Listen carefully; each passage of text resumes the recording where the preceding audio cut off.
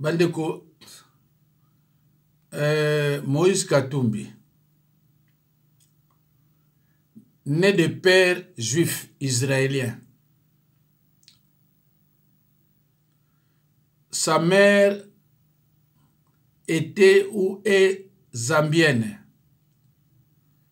Sa femme est burundaise. Mais il veut diriger la RDC. Donc ce monsieur n'a aucune goutte du sang congolais dans ses veines. Ni lui, ni sa femme, ni ses enfants. Mais il est déterminé à diriger la RDC.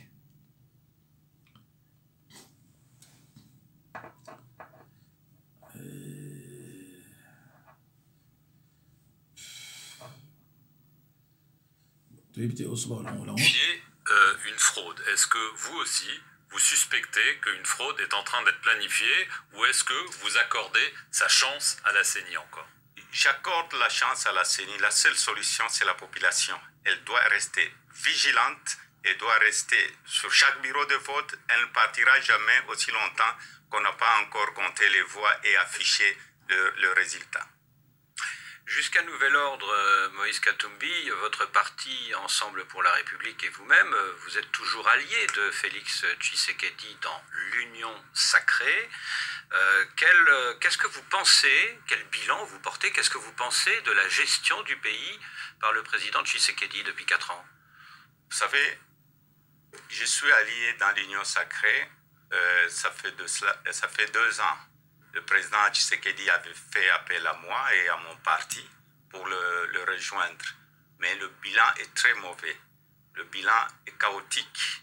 Mais j'ai donné des conseils en interne. J'ai écrit au président de la République et j'avais aussi donné le cahier de charge quand j'ai accepté de rejoindre l'Union sacrée. Et ce cahier de charge n'a pas été considéré. Alors, depuis des mois, tout le monde se pose la question, en raison de ce que vous venez de dire, de vos critiques à l'égard du président Tshisekedi. La question est la suivante, est-ce que vous allez, oui ou non, être candidat à l'élection présidentielle de décembre 2023? Vous savez, ce n'est pas des critiques, c'est une réalité. J'ai donné de conseils en interne, mais comme la situation continue à être chaotique, je dois sauver un peuple en danger. Et je serai candidat en 2023. Mais je dois avaliser ma candidature au congrès de notre parti le 19 à Lubumbashi. Donc je serai candidat parce que j'ai une vision pour mon pays et j'ai un bilan quand j'étais gouverneur et j'ai de l'expertise aussi. Je ne viens pas là pour faire de l'aventure. Parce que vous savez, il ne faut pas chercher le pouvoir pour le pouvoir. Je serai un président qui ne pleure pas. Je serai un président qui va trouver des solutions pour son pays. Donc ça y est, votre décision est prise aujourd'hui, vous êtes candidat? La décision est prise, je suis candidat. Je suis candidat parce que j'ai une vision, j'ai un programme où on va nous respecter. Ce que je ferai, je vais créer de l'emploi, j'ai les infrastructures. Alors, Katumbi, Moïse Katumbi, je suis congolais, mais mon père est juif et israélien, ma mère est zambienne, ma femme est burundaise. Mais je vais diriger la RDC car le bilan de M. Félix Tshilombo est globalement chaotique, négatif, voire désagréable. Donc, le monsieur confirme qu'il va créer des emplois. Il a un projet de société. Mais son père est juif, sa mère zambienne, sa femme est burundaise. Donc, ni Moïse Katumbi, ni sa femme, même ses enfants, personne a une goutte du sang congolais dans ses veines. C'est clair. Mais il est déterminé, n'est-ce pas, à gérer la RDC, un pays longtemps détruit par les forces du mal. Voilà. Donc, bandeko, tokena biso musikate,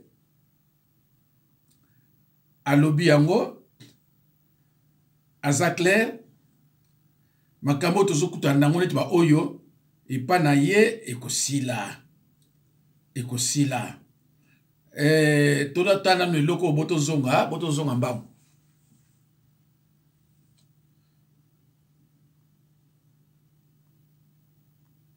Oh là. Et boy.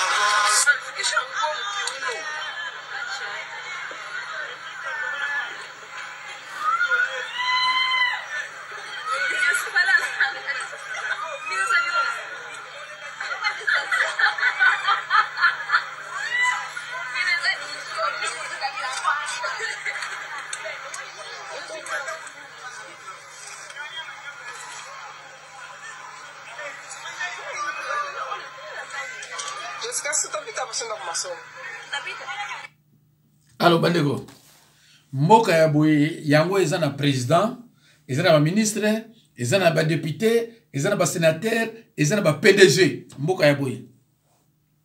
En tout cas, on va faire des vacances na kini 1 mois. En tout cas, à partir de 4 jours, on va dire na état ya boye, te biso kona kini ya ki boye te. Tango bazo ganga kini la belle. Tango eza mboka ya ba Congo. Nandambo bato bandundu. Ah mais non, faut mona yango. Tango ba mboka na bino za salité. Boye na mboka oyo ya baninga. Bokomisa on salité boye. Ma mingi ya bandiko.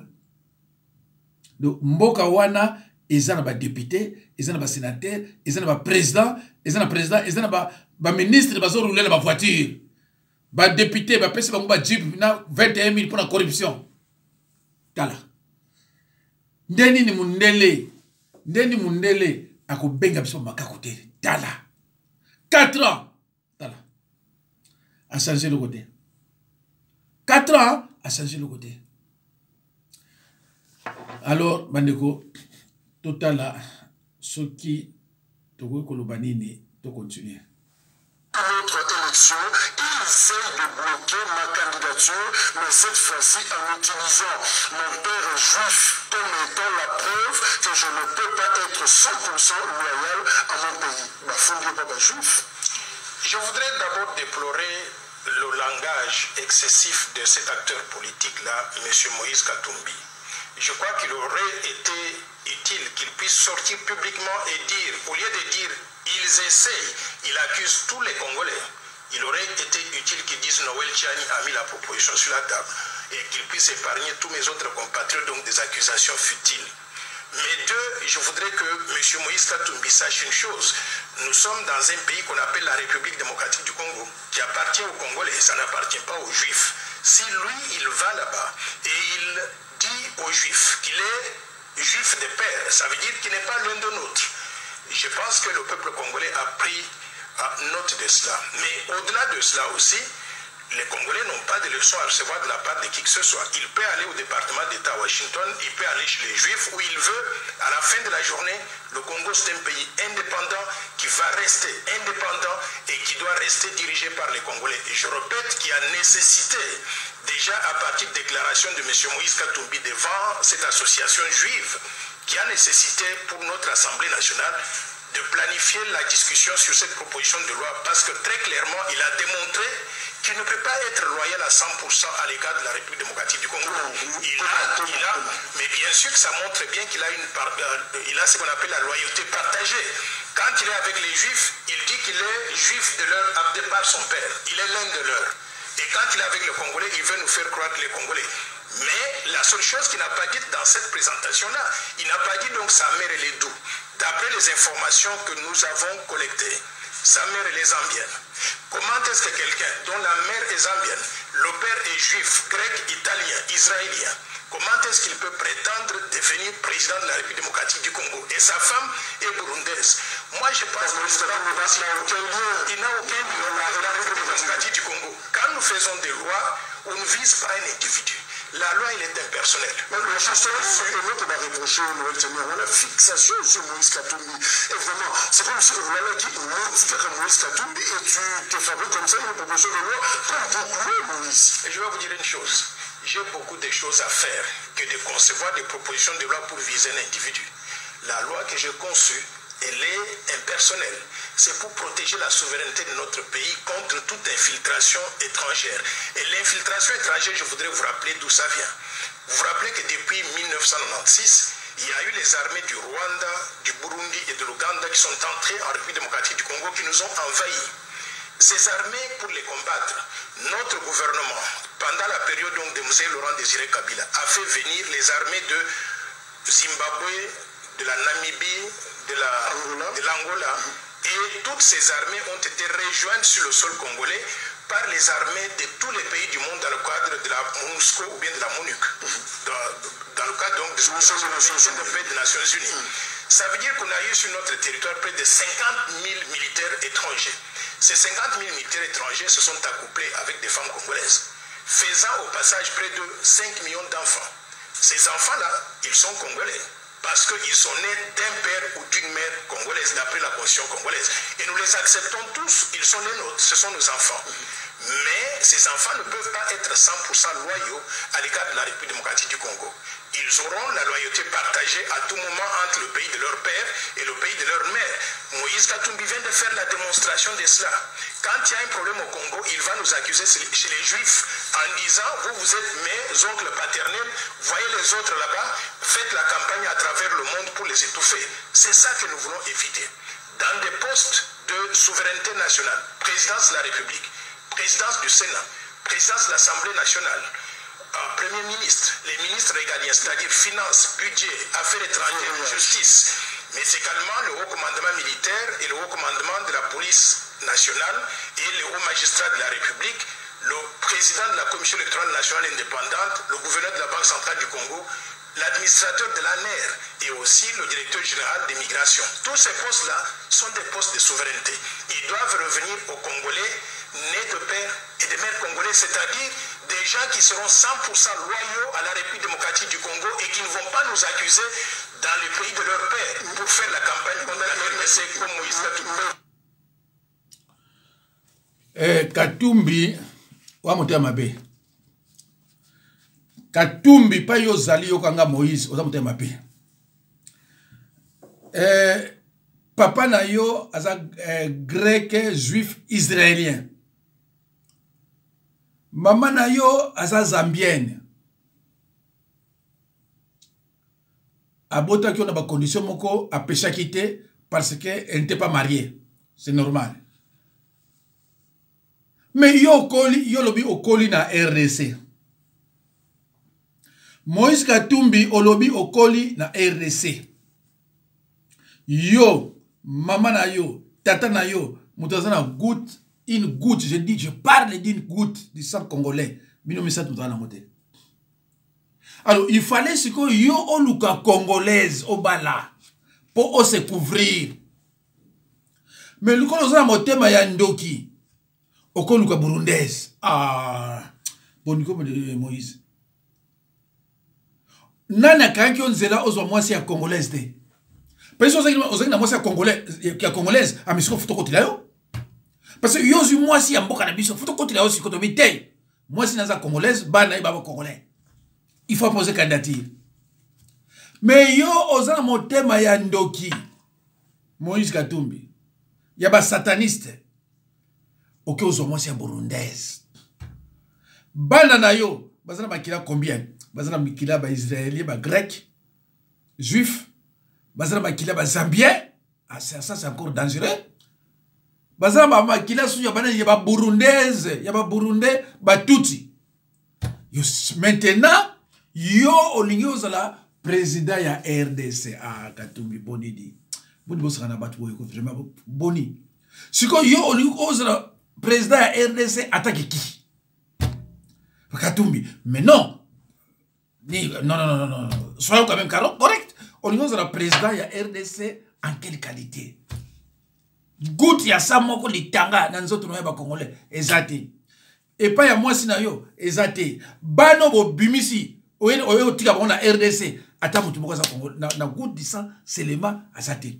Donc si y a un problème abano kende kota mama na ye na Zambie akende kota ba koko na ye na juif kuna yo moko za makila combien? Yo moko za makila combien dans ce yo? Hein? Père, mère zambienne. Au koko de sous Burundi, la kati nga, vous devenez une chercheur, dit la Bible. Moïse Katumbi. Pardon, Bimana. En plus, diplôme na wezanini, certificat yaki mécanique. Ah. Moïse, non. Certificat ya mécanique. Bon, certificat mécanique, on a sous. Ah, pour s'en souvenir.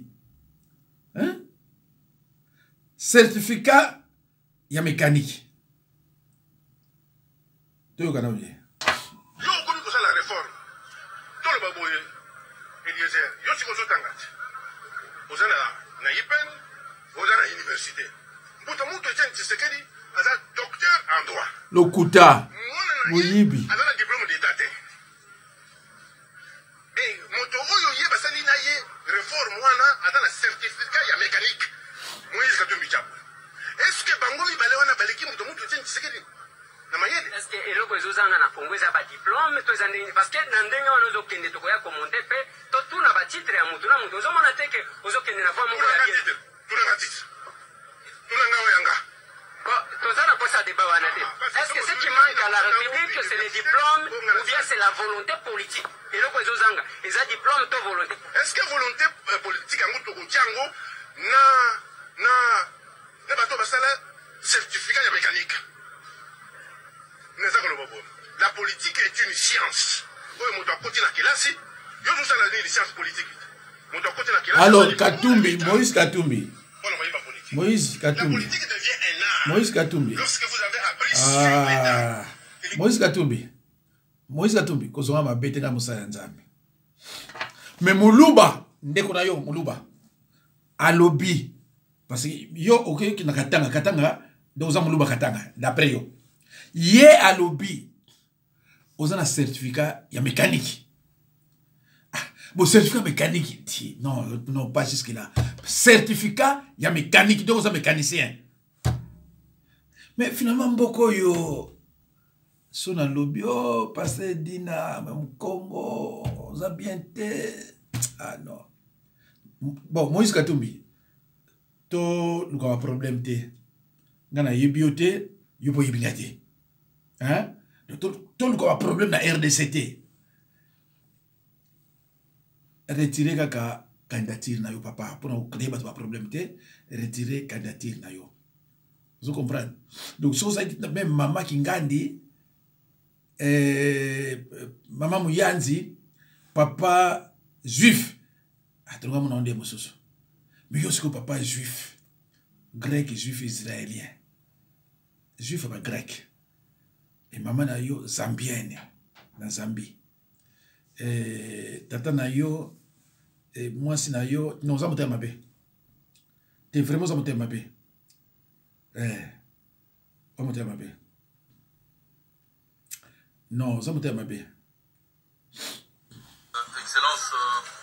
vous êtes en train de sortir du pays par une voie inhabituelle. Pourquoi Mokambo et non pas l'aéroport de la Lanou? Je ne savais pas que le Congo appartient à seulement quelques individus. J'ai demandé l'autorisation de survol. Ça fait déjà plus ou moins maintenant une semaine. Et le patron de service de renseignement a décidé de ne pas donner l'autorisation. Je ne sais pas si peut-être ils ont acheté ces pays et combien on doit rembourser pour que les gens soient autorisés. C'est vraiment très triste. Les histoires que nous avions combattues, ça recommençait encore. Et heureusement, il y a des pays qui sont encore civilisés. J'ai demandé l'autorisation en Zambie. On venait de me donner l'autorisation. Donc mon avion m'attend en Zambie. C'est vraiment triste. Où êtes-vous en train de vous rendre? Je suis en train de partir au Qatar pour la Coupe du Monde parce que nous avons une réunion aussi. Je suis membre de la CAF et je suis aussi membre de la FIFA. Et j'ai demandé l'autorisation. Mais comme il y a des gens qui s'approprient ces pays, on croit que tout est permis. Trop c'est trop et il y a un temps pour tout. Ah mais il y a un temps pour tout. Il y a un temps pour mentir et un temps pour ne pas mentir. Olobiango yomoko wana ke baboyi ko pesa soko autorisation avion et tout ça mais aucun ko zwango wapi ba permettre yo wapi na Zambie na pays ya mama na yo. Ah mais voilà. Voilà Katumbi. Ba kuna bandimio na Zambie parce que ils se sont référés de ta nationalité ou bien ta maman ou bien biloko ndengwana. Ba moni ke quelque part maman na yo asa zambienne. Alors, on ne veut pas te compliquer. Bah, autoriser yo. Donc, si vous êtes président de la République, occupé par juif, occupé par zambien, occupé par burundais, boni. Si le mot de 50%, 100%, ça n'a rien. Bon, c'est quoi yo. Mais comment vous avez président de la République? Pourquoi vous avez PDG de la société na yo, on gagne bon comme le président de la République. Mais pourquoi bino tout le président de la République? Pour la minéré. Ah, il a passé hein. Pour la minéré, on regarde le président de la République. Pour regarder comme souci. Oh. En plus certificat, il y a il y a certificat, il y a pourquoi Balumba va se cocater? Botala musala Balumba. Pourquoi va se cocater? Botala musala bon. 24e enfant. Waouh, donc elle est 24e enfant de Mokwe du Kone. Félicitations. Ok. Maman Kankolong. Ok, Moukade Mwadji. Wojin Bana Boumou. Tikoumi. Kadie. Mwanda Mukolo. Ah, toi c'est que je l'ai abonné. Non, dis-moi ça quand une famille on bikola be. Famille wa dike mo wa bishima. Ok, on retourne chez lui. Ah, Tolakai. Voilà. Bon, na base momoni musala baluba basalaka. Momoni musala balubaka, baluba basalaka. Alors, lokula basala musala wana moyen ya ko aider mboka bonga ezate. Voilà. Bota la famille présidentielle.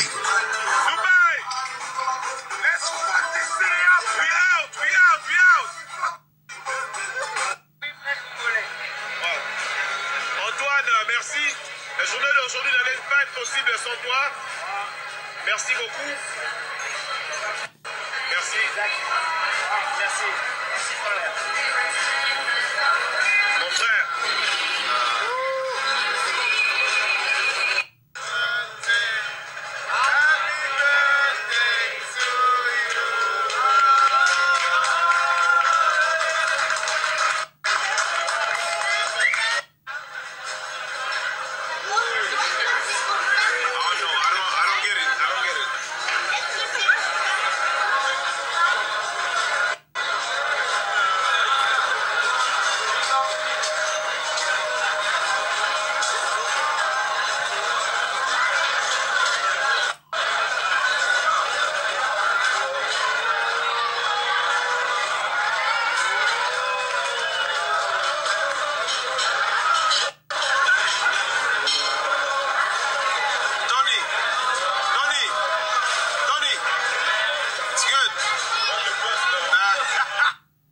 Yama famille présidentielle. Tango bazo sutuka na ngombe, tango bazo ngombe bazo lesa ye atali poso ya mundele osa musana ye akotikila ye bambongo epele. Bandeko za mawa mingi ya. Mawa. Donc mutu andima ite akolia na botela ndengwana, akolia na botela ndengwana, tango azolia asepeli. Amimoni vraiment que non. Alekitu. C'est triste. Au revoir, bandeko. Actuellement, il y a quoi que ça me le réfléchir, mais Dimelanga bazali kaka bakinoa, misusu na basaki ya fufui, misusu na ba makalai, misusu na basaki, nyonso ba wuti na ngokoli donc tala population moto likolo ya moto s'il vous plaît. Kotambola awe comme une casse-tête Dimelanga yi. Misusu kote bazui tala nzeto ko ya kido ba renforcement comme le roi Pomba ba bengo Pomba Maréchal. Donc ils ont servi bango bakatsa na ngambo.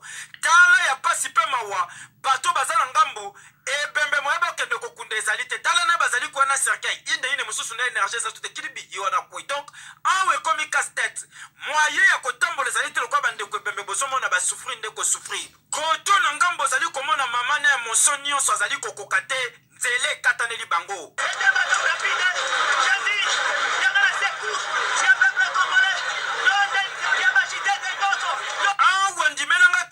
Parmi les conséquences, déjà biloko na marché surtout où ta caméra me pendit à Congo central et bandi déjà ko pesa en plein nango ozu lokola nguba ozu manioko ozu kwanga osolo déjà po bato balongola biloko Kinshasa kenda Congo central na ba bazoka Congo central ya kana Kinshasa bazali na nzela tetala nzela yango ndenge tandami do etikali ka bota uboye population na kanda depuis ba initié ki misala membule beti susu bwenzela tia na katikati misusu babaye na bango bozali komona misusu bakomo pesa makanisi lokwa ndeko oyo ya bimisi ku gouvernement na ye papa pona yo premier ministre nani Yesu premier ministre e bango gouverneur pona yo nani Yesu gouverneur de Moïse Abraham atikita apesi na basoda po alobi sécurité malongo ezali te surtout mpanda nzela oyo abakisi ayidasi basoda ma maria conseiller nzambe mofaya azaka président bakonzi ya mboka ko-gouverner ezalaka pe ko-prévenir tala bondimelanga ke difficulté kozala makasi po nzela oyo ekokotisa bandeko ebele pasi na bandaku mingi balelaka na nzela oyo batangisaka bana na nzela oyo bavoyage na bango nde esalaka ke bafamile na bango evivre awa nzela ekatani boye na badesembre oyo bakongole bakosuka wapi bakonzi soki bozali vraiment bana banzambe bobongisako oyo kalibula elobaki te keyo bandeko omoni tango falama azaka na mboka oyo ya biso atravayaka na bakongo c'est-à-dire bakongo bayebi epai boko tonga ndaku na epai boko tonga ndaku te na novembre 65 tango barbare azwi pouvoir biloko wana ye ayebi na yango te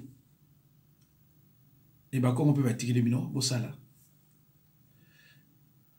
e mundele azalaki zoba te alobi ale to exclure bakongo bosala bakongo te sino te bokoyiba te lukola na mituna bo batiaka bakoyiba bayebi siko baplace te tokoconstruire awa te awa tokoconstruire te bayebi te ntango Laurent Désiré Kabila ye alingi kopatapata pa babomi ye parce que ye azalaki mpona intérêt ya mboka ntango Joseph Kabila ye atravaille abandi kotravaille na bato ya Mobutu oyo bazali bakongo te oyo bayebi Kinshasa te oyo bayebi Congo pe central te ke awa fo kotonga awa kotonga te awa fo kotonga awa kotonga te alors bango pe na kimoyibi na bango bamesana nango ata Mobutu bakika ndenge wana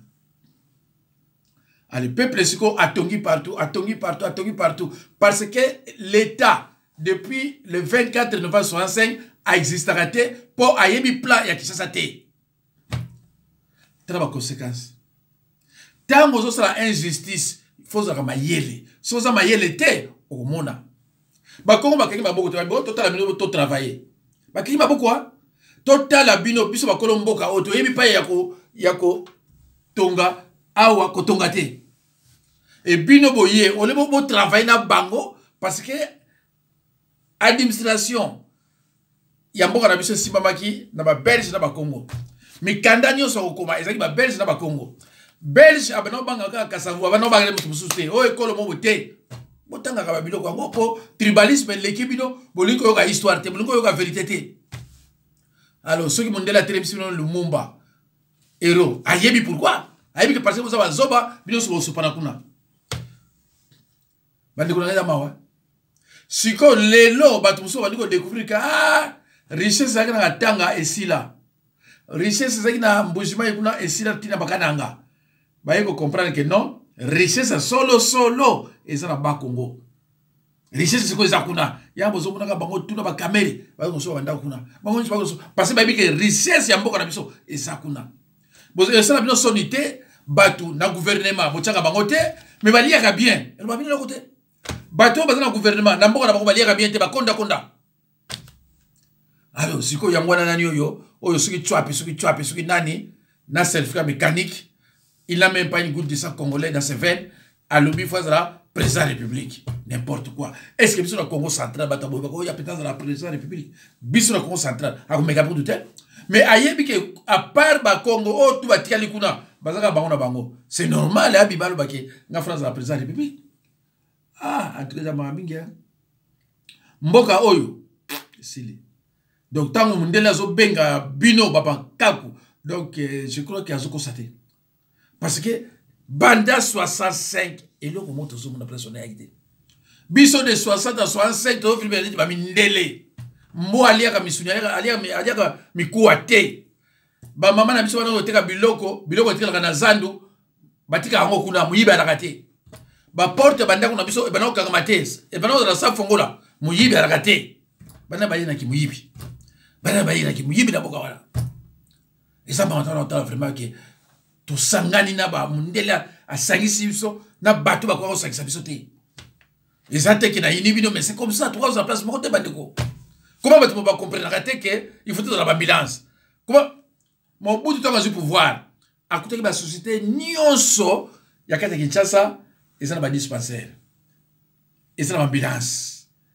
Et ça na tout. Ok na El Zahir, ok na Onatra, ok na TCZ, ok na ba compagnie musuku na ba musuwa yibla ba ngote. Ba Marsavco, tout wana ba et ça là qui. Mais abomi tout après le lobby, après moi c'est le délige. Merci Nzamba Zanabina.